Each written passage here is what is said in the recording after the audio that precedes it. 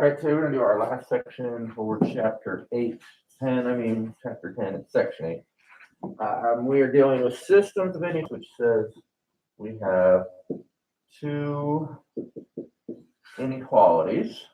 I'm gonna give you a basic one to start.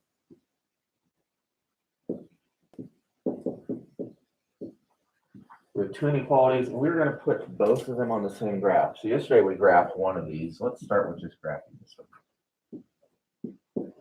And then we'll show you how we're going to combine them. A system of equations, remember, we took the two equations and either solved it by graphing or by the substitution method or the elimination method, where we wanted to find that one point where they intersected. This is going to be a little bit different. So let's start here. Our slope is 2 or 2 over 1. Our y-intercept is -2. I'm going to write it up here so it's out of the way. So we graph that one. -2, and then our slope is 2 over 1. Solid line because we have the line underneath.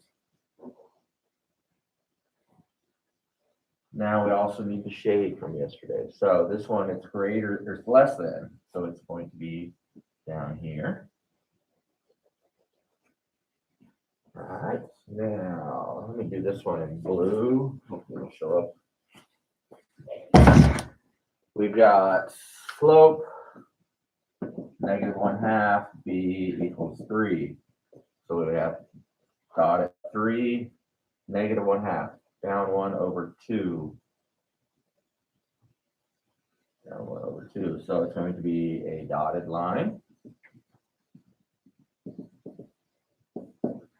And then it's greater than. Greater than means up. Okay, so we shade the above part. Now our solution for these, the answer is the part where they are both shaded. So that is this portion right here where it's both blue and black. Notice how we've got in here. There's blue and there's black. So this entire thing is how you would graph it, but this part is our solution. So you're not giving an exact answer like x equals 4 or x equals 5. You're having this graph where you've got two different shadings, but the part where they overlap, that's your solution. So when you check it in the back, it should look something like this, where the two parts in are overlap, and you've got one section that's darker than the others. Let's do a few more of those. So it's taking what we did yesterday and basically making two problems in each. So let's take their example, y minus x minus 3 greater than or equals 0, 2x plus 3y greater than -6. So again, first thing we need to do is solve both of them for y. So we can go back to y equals mx plus b. So we want to move both of these across, so we just get y. So we can add x and add 3, add x, and add 3. So x minus x goes away, 3 minus 3 goes away. Y is less than or equal to x plus 3.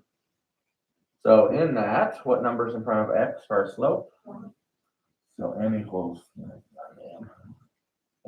1 or 1 over 1, b equals 3. Let's subtract our 2x to move it across. 3y is greater than -2x minus 6. We want just y, so we divide every single term by 3. Y is greater than -2/3 x minus 2. So m equals -2/3, b equals -2. Let's start by graphing this. B is 3.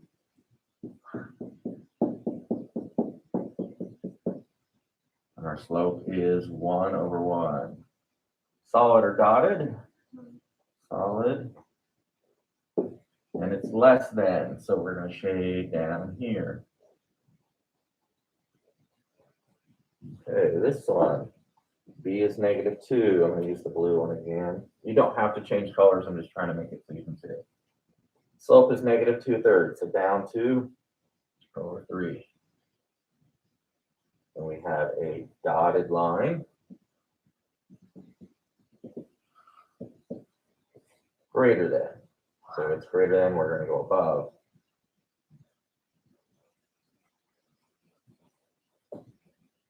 And then the part where they are the same, or both of them, is this portion here. So if you want to highlight it even more so it's easier to see. So basically we're taking two graphs and combining them. So it's what you did yesterday, just basically twice as much per problem. So I could keep doing examples, which I don't think are truly that necessary. So let's do page 496. Yeah,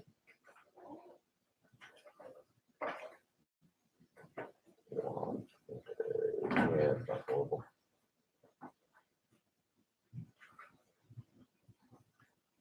5 to 17 odd. 5 to 17 odd on 496. I could use some graph paper, that's just going to make it easier.